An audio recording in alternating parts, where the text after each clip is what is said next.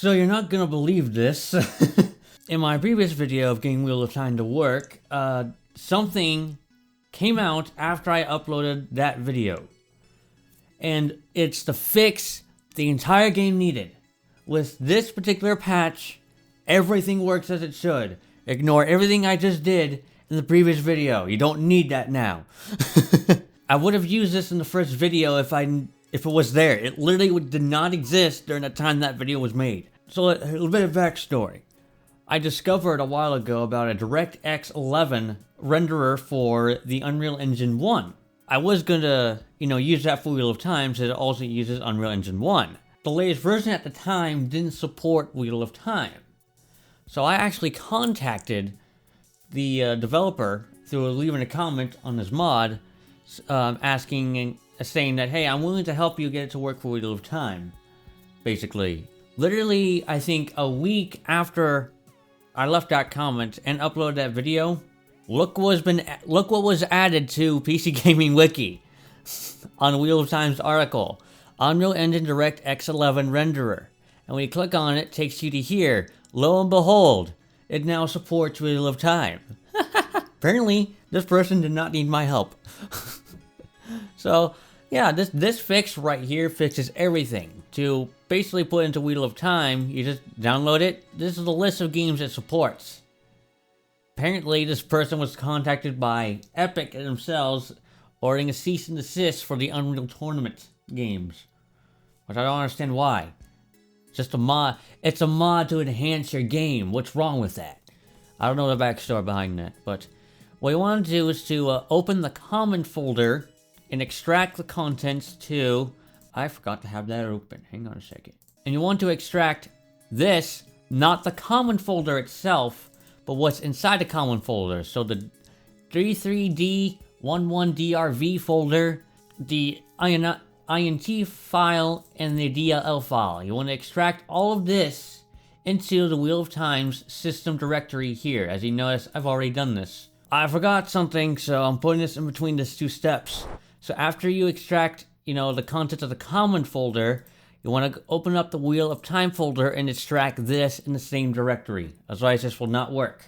Now, there is a bit of a downside, though, because according to this, it adds advertisements. It has a PayPal advertisement for the mod. You can go support the developer if you want, if you entirely want, but this is available for free and you can use it for free to its full functionality. You don't have to donate, but if you want to remove the watermark, there's a setting inside the renderer inside the settings for the renderer itself called Support Me Text Enabled. You just simply change that to false, but also inserts a link to your clipboard, which you can disable through following these steps down here. It's up to you, but like I said, you have full functionality for this mod, regardless what you do.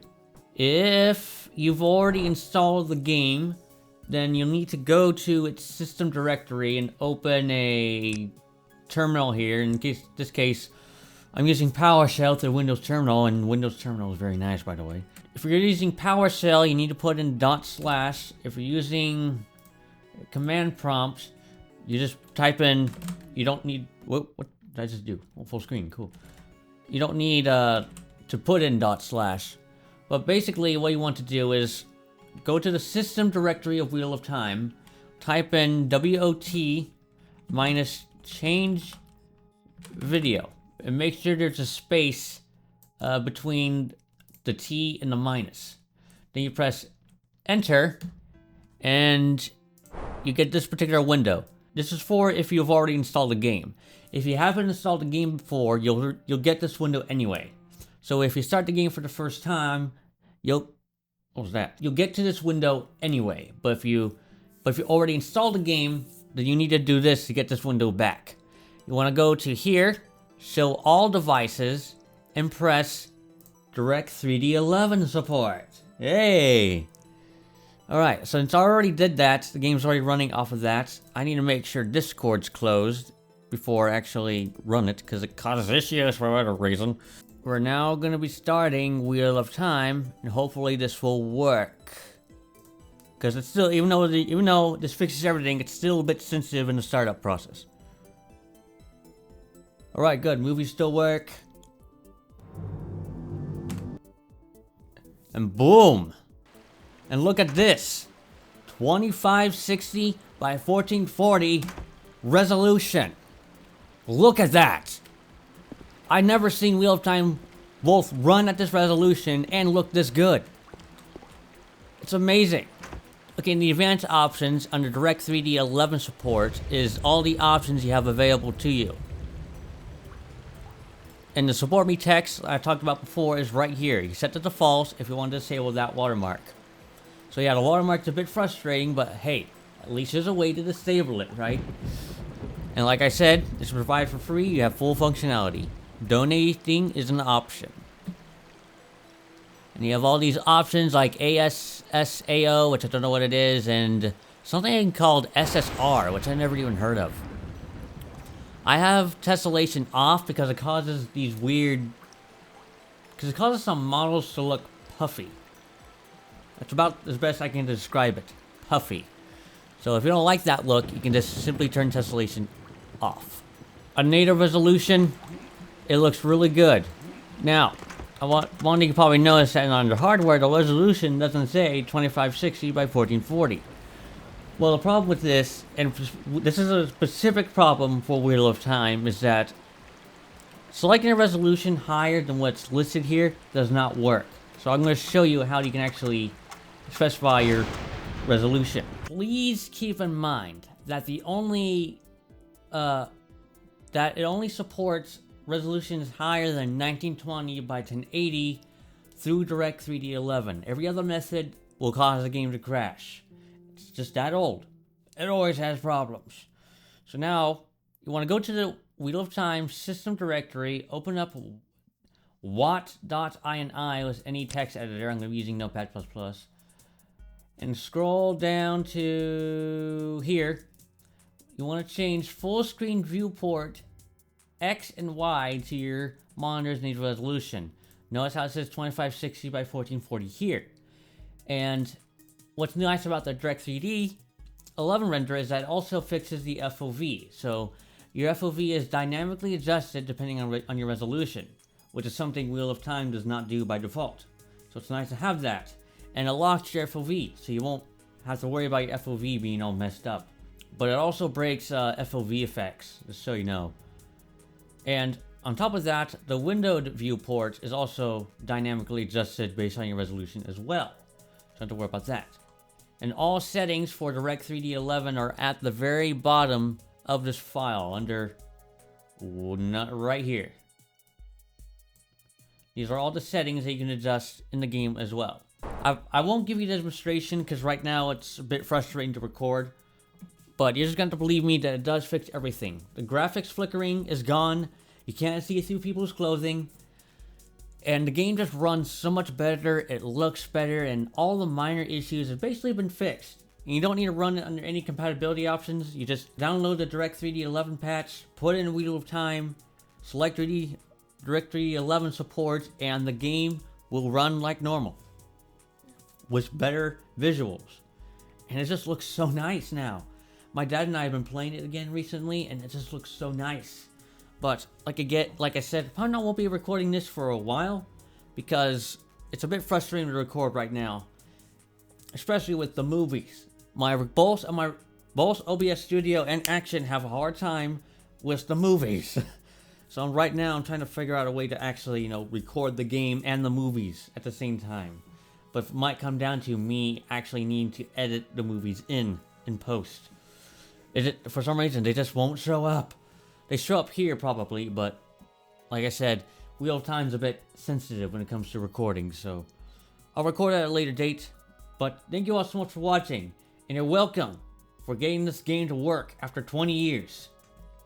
Yes, this game is now 20 years old. In fact, it might be 21 years old now.